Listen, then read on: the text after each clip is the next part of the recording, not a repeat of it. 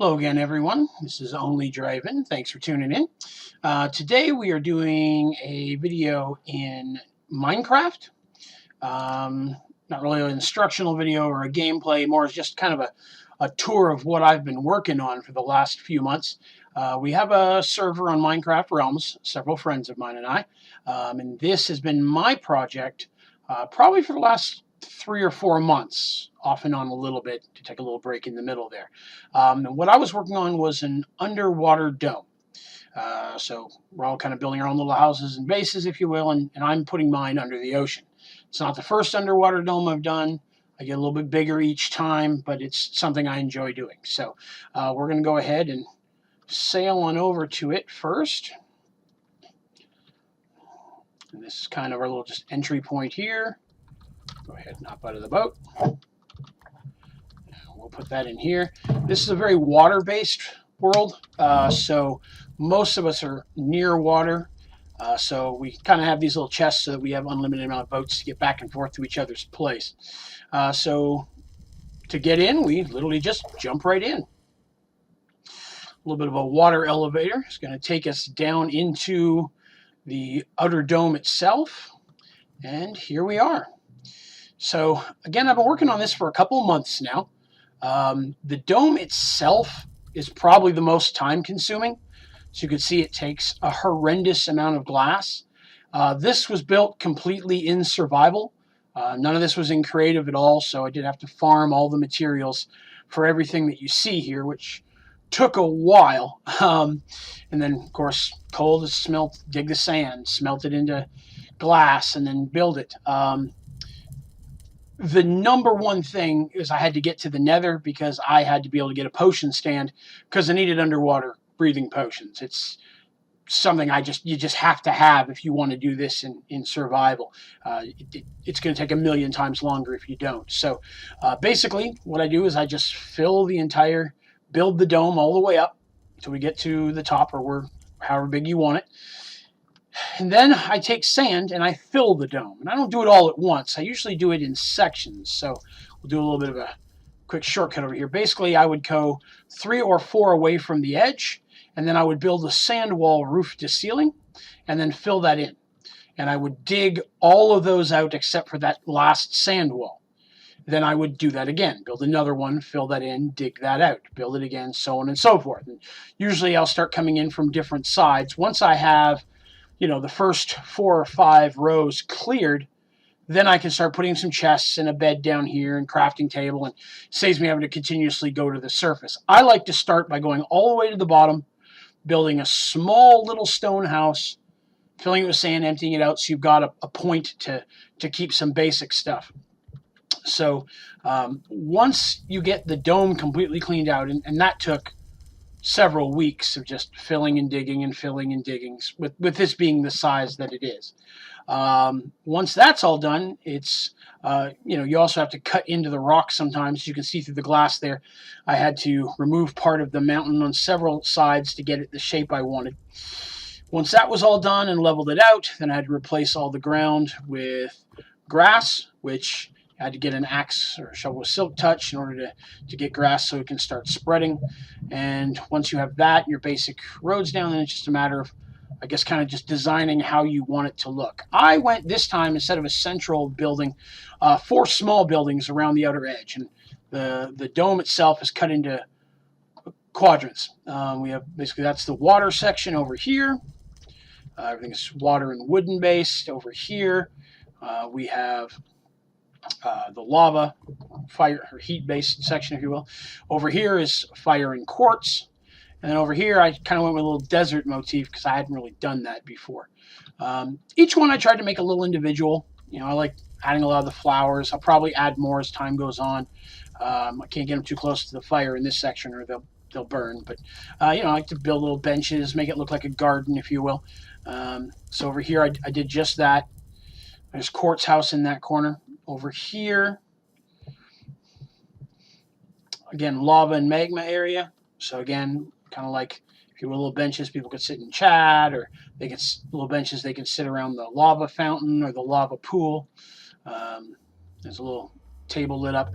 I use redstone lamps exclusively. I try to avoid torches. I just think they look better. It's easier to put them in the ground.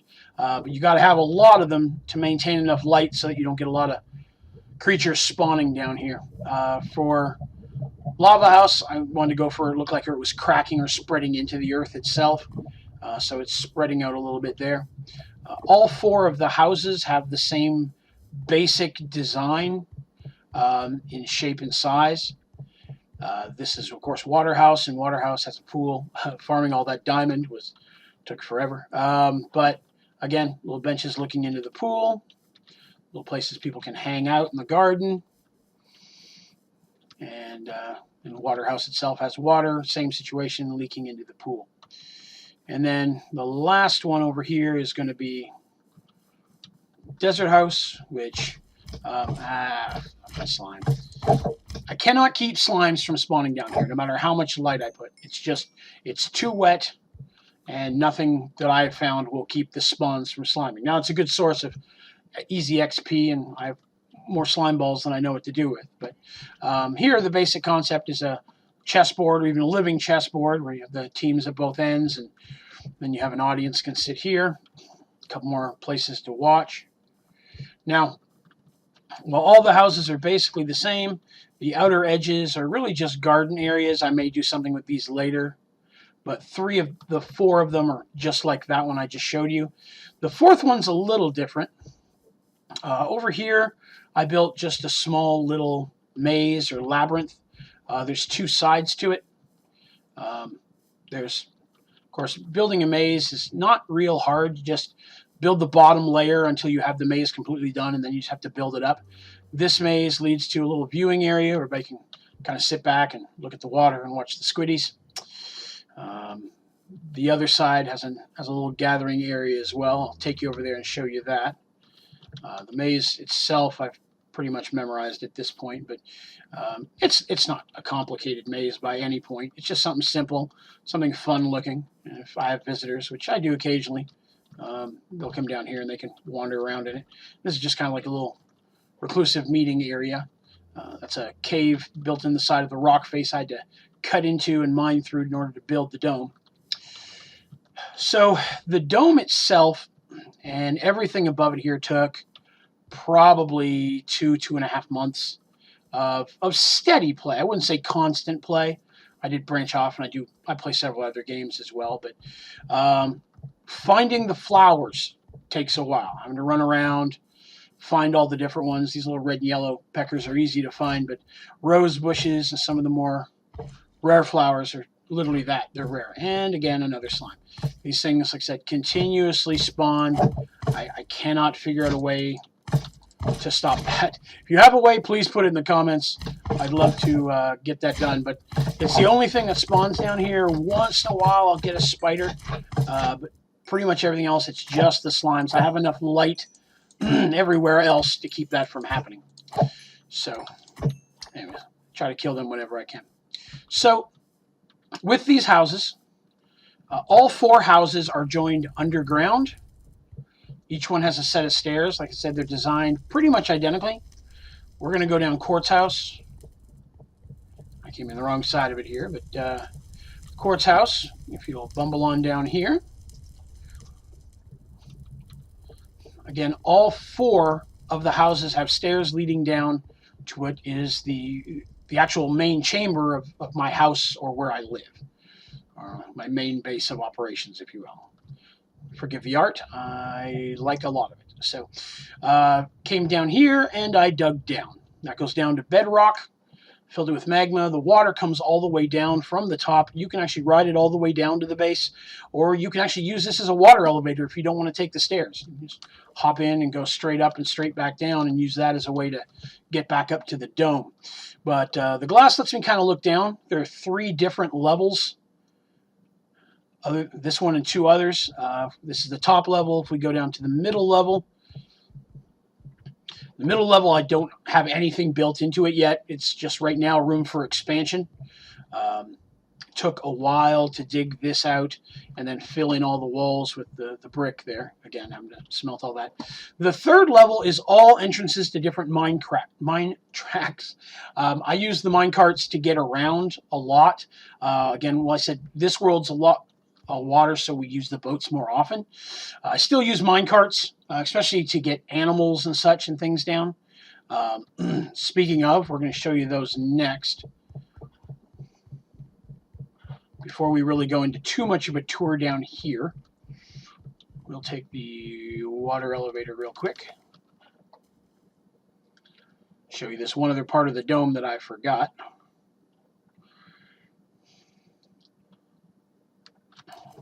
And I landed in the fountain. So we'll hop over this way and do a bit of running. I like to try to be as self-sufficient as possible. So I try to have everything down here I need so I don't have to go to the surface. Making your way through this little side tunnel brings you to a secondary smaller dome. You can have as many of these as you like. It's the exact same concept for construction. Here's where I have cows, sheep, pigs. I'll probably put a couple horses in here eventually. And then this is where I do basic farming and crops. I have a little bit of everything as needed. Here I can breed the animals and then, slaughter them for meat as needed, or milk or wool, whatever is needed at the time.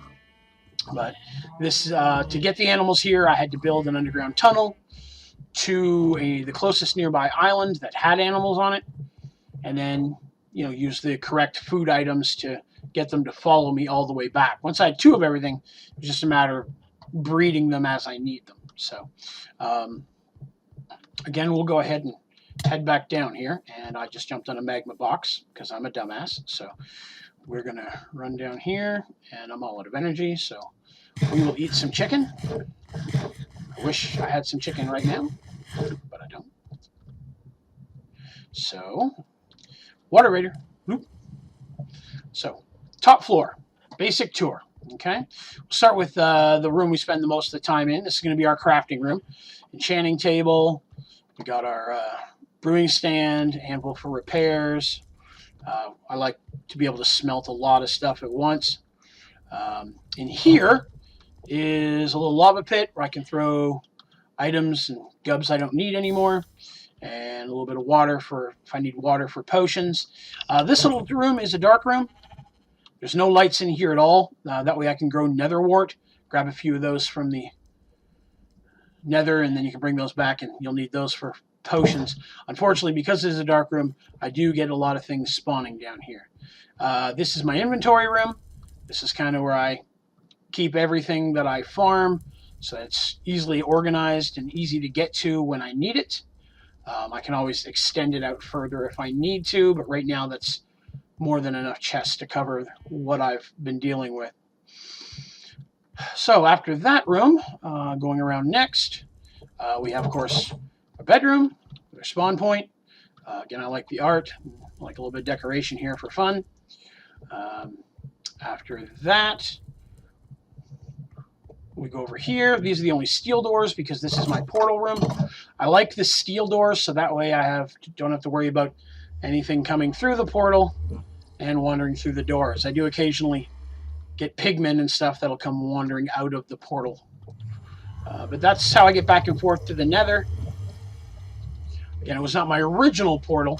I had one in order to get all the stuff I need to get down here and build this. This set of doors here is going to be a trophy room. Dragon heads, nether star, things like that. I haven't really gone after any of those things yet, so I don't have anything for that, but that's what that'll be. Don't have anything in this wall yet. Might do something. And then this just leads to the other 2 houses. As I said, both entrances are the same. So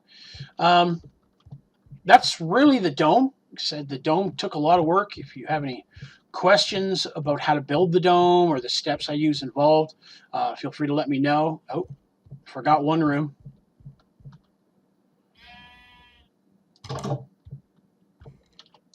Oh, somebody spawned in here. This is my personal room. Don't judge me.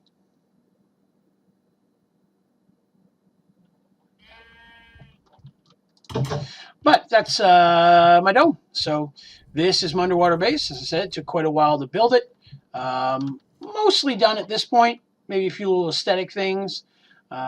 Build some more tunnels, really for exploration at this point, and just kind of share it with my friends. So, again, if you have any questions or you like what you saw, please feel free to like the video and to click subscribe.